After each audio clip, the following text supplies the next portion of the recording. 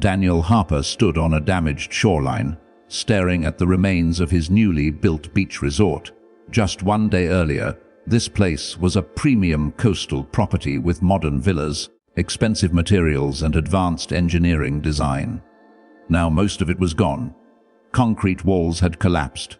Steel supports were bent out of shape. Glass panels were shattered across the ground. A powerful coastal storm had hit the area overnight. Strong winds and seawater flooding destroyed most structures on the property. Daniel had invested years of planning and a large financial investment into this project. He believed he had used the strongest construction methods available in modern engineering. But something didn't make sense. About 50 meters away from the destroyed resort, a simple bamboo house was still standing. No roof damage, no wall collapse, no foundation shift. 3 months earlier, Daniel first noticed that bamboo house while surveying land for his project.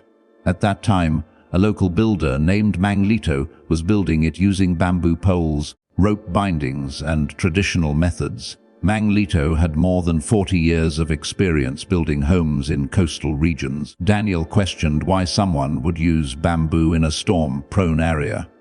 From his perspective, strong construction meant rigid materials like reinforced concrete and steel. Manglito explained something simple.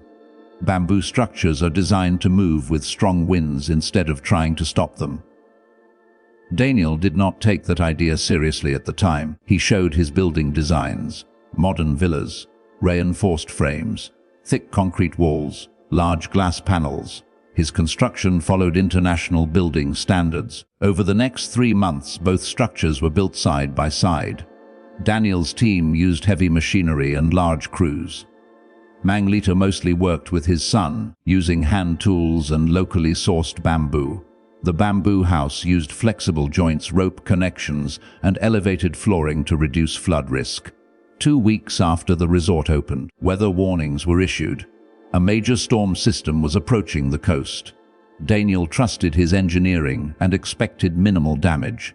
Manglito prepared differently. He secured the bamboo structure using additional rope supports and adjusted joints to allow more movement. When the storm arrived, it was extremely strong. Trees bent under wind pressure, power lines failed, flood water covered large parts of the shoreline. Daniel had evacuated before the storm arrived. He expected small repairs when he returned.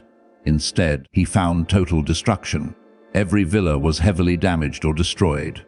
Rigid materials failed under extreme storm force. Concrete cracked under pressure. Steel frames twisted under uneven load. Glass shattered from flying debris. The bamboo house survived because its structure allowed wind and water energy to move through it without breaking key supports. Daniel walked toward Manglito, who had already returned to check his home. Daniel asked a simple question. How did it survive? Manglito invited him to look closely at the structure. He showed how bamboo poles were connected using rope joints that allowed controlled movement. When strong wind pushed against the walls, the structure flexed slightly. When wind pressure reduced, the structure returned to its original shape. Manglito explained something important. Rigid materials are strong when forces are stable, but during extreme storms, flexible systems can survive better because they distribute force instead of concentrating it.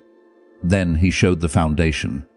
Instead of a solid concrete slab, bamboo poles were placed deep into the ground in patterns similar to tree roots. This allowed flood water to pass through without building pressure against the structure. Daniel compared this to his own foundation design. His concrete base tried to resist water movement directly. During the storm surge, pressure built up and caused cracking and structural failure. Manglito explained that local building methods were developed over generations. They were based on observation of storms, floods, soil behavior, and wind patterns. The goal was not to defeat nature. The goal was to reduce damage by working with natural forces. Standing there, Daniel realized something important. Advanced engineering is not only about stronger materials. It is also about understanding how forces move through structures in real conditions. That moment completely changed how he thought about building in coastal environments. The day after seeing the damage, Daniel made a decision. Instead of leaving immediately to deal with insurance, investors, and legal issues, he stayed in the coastal town. He wanted to understand why his buildings failed and why the bamboo house survived. Daniel asked Mang Lito if he could learn how the bamboo house was built. Mang Lito agreed, but gave one condition. Daniel had to observe first, ask questions later, and avoid comparing everything to his previous methods. The next morning, Daniel started working with Mang Lito and his son. The first lesson was material selection. Not all bamboo can be used for construction. Only mature bamboo with thick walls and proper density is strong enough. They walked through local bamboo areas. Mang Lito showed how to check bamboo age by color, surface texture, and sound when tapped. Younger bamboo bends too much and can crack under load. Older bamboo becomes brittle and can snap under stress. The second lesson was treatment and preparation. Fresh bamboo cannot be used immediately. It must be dried and treated to remove moisture and insects. Mang